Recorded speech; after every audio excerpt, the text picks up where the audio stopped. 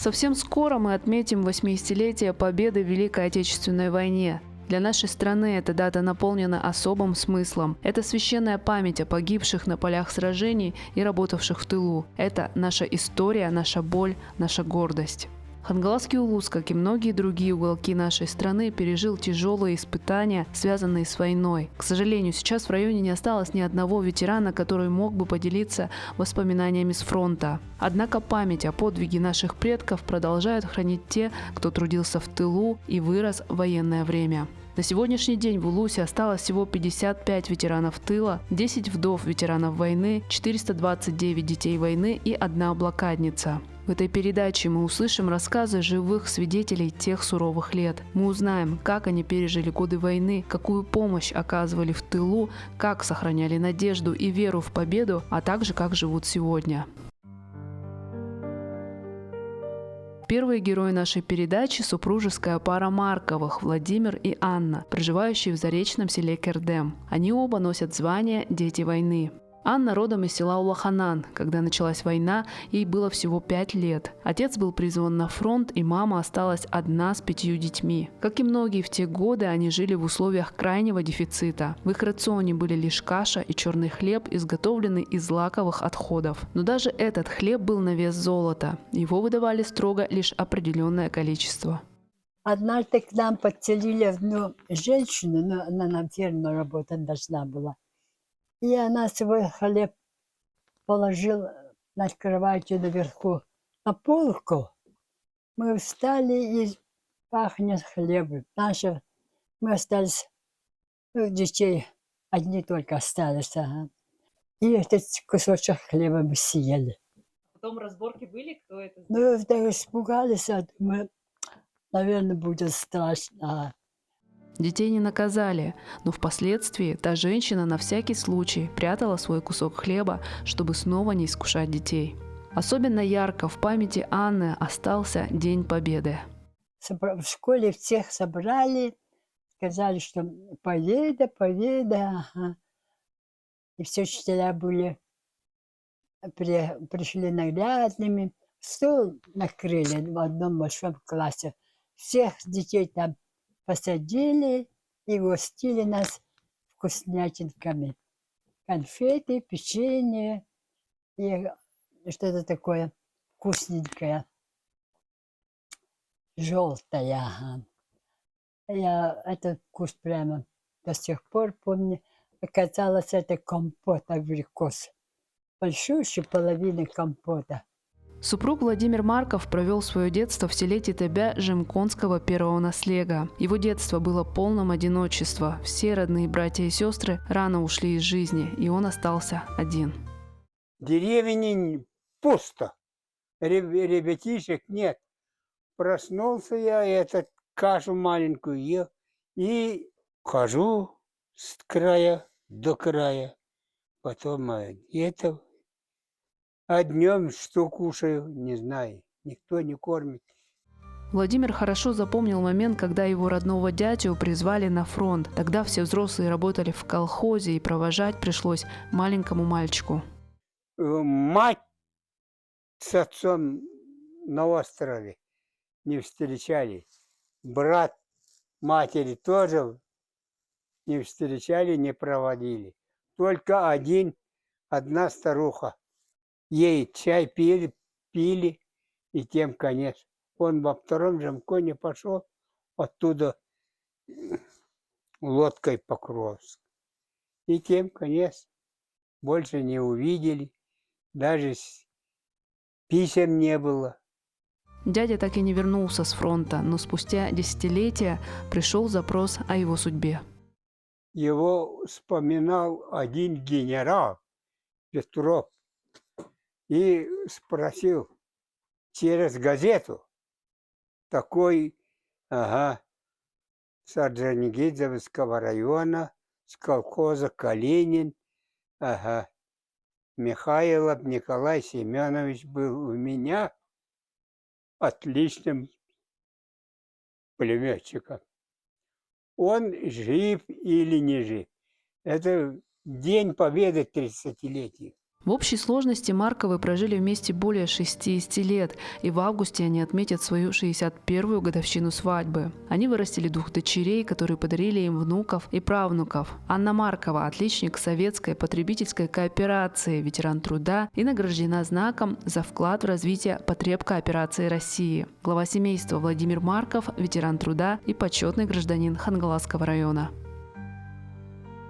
Следующая героиня – Зоя Ким, ветеран тыла из города Покровска, кореянка по происхождению. Она родилась вместе с братом-близнецом в городе Минусинске Красноярского края. Когда малышам исполнилось всего 5 месяцев, их мама скоропостижно ушла из жизни. Отец, скорбя о потере, вскоре нашел утешение в новом браке. С началом войны семья была вынуждена покинуть родные места и переехать в Иркутскую область. Из Минусинска нас всех выселили оттуда. У нас там был свой дом, корова была, все, хозяйство, все, что было. Огород такой большой был. И вот мы поехали. Поехали мы в Иркутске, жили. Потом родители мои решили поехать в Бодайбо. Им надо золото было добывать, елки. Мне, чтобы в Красноярск поехать, там же все родственники мои были. 8 лет Зоя пережила еще одну трагедию. Ушел из жизни ее брат-близнец. Теперь в семье остались лишь 3 – отец, мачеха и сама Зоя. Ну, отец там в лесу, где-то в лес добрались, а там близко лес был, близко там дом построил, там вроде небольшой, и там жили. Печка чугунная, все так вот так жили нормально. Ходила на поле, собирала эти говихи, чтобы печку топить. Ага. Картошку мороженую собирала. Это дома приносила, что-то они там таяли, растаивали, варили. Кушать не было ей, нечего кушать не было. Вот так все, это мое детство так прошло. В Бодайбо судьба свела Зою с ее будущим мужем, солдатом из Якутии, родом из села Павловск Мегино-Кангаласского улуса. Молодые люди вскоре поженились, и Зоя переехала к своему супругу в Якутию. Приехала сюда, одежды-то не было, я еще в одних ритузах, фуфайка была. Одежды не было совсем. Ой, вообще кошмар дикий. Ага. Ну ничего. В 1973 году она обосновалась в частном доме в городе Покровске, где жила до прошлого года. Так получилось, что на старости лет Зоя Ким осталась одна, но ее энергии и жизненной силе стоит позавидовать, ведь до последнего она сама чистила снег у себя во дворе, таскала воду, и это несмотря на серьезные проблемы со зрением. Однако прошлой осенью ей была предоставлена новая благоустроенная квартира от государства, а вести быт ей помогает социальный работник. Следующий герой передачи – Николай Близнец из поселка Махсагаллох. Он появился на свет в 1934 году в Иркутской области, а в 1936, стремясь найти лучшее место для жизни и труда, его семья перебралась в Якутию. С началом войны отец Николая ушел на фронт, и семья осталась без средств к существованию. Мать искала работу и вскоре была приглашена в поселок Верхний Бестях работать поваром. Летом местные жители на реке Лени ловили рыбу для отправки на фронт, и Николай, которому тогда было всего 7 лет, помогал им. В его обязанности, как дежурного, входило следить, чтобы дрова были всегда под рукой, печь горела и горячий чай не остывал. Но рыба хорошая была. Сейчас такой рыбы я не вижу здесь. Бочки складывали, чтобы не портились. В зимнее время Николай помогал маме, которая подрабатывала сторожем на складе, где хранились мешки с мукой. Они вдвоем следили друг за другом, стараясь не уснуть от холода. В 11 лет Николай начал работать бакинщиком на реке Лени. Бакинщик это на деревянной лодке, деревянные весла. Он плыл на фарватер и зажигал бакины. Вот вечером в любую погоду, где фарватер определяли корабли, он зажигал эти бакины и уплывал опять домой, потому что бакины уже там выгорят и не будет это огня, сами погаснут. Но в любую погоду. И в плохую погоду бывало так, что он же все-таки ребенок, сносила эту лодку и до Покровска.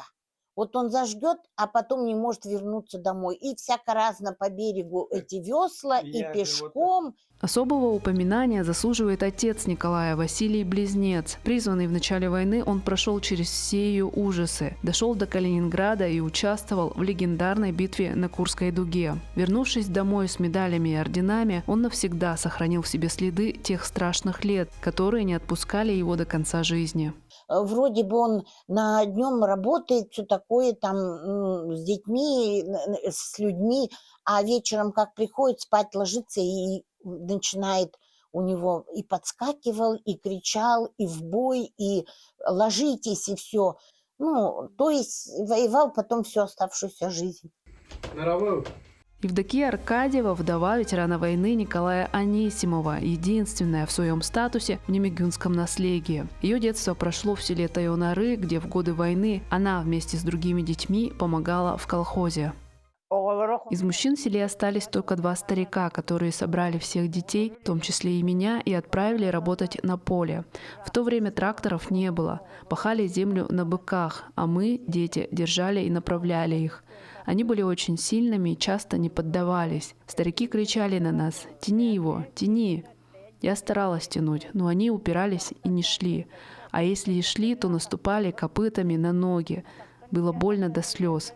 Но я не бросала узду и сквозь слезы продолжала тащить их как могла.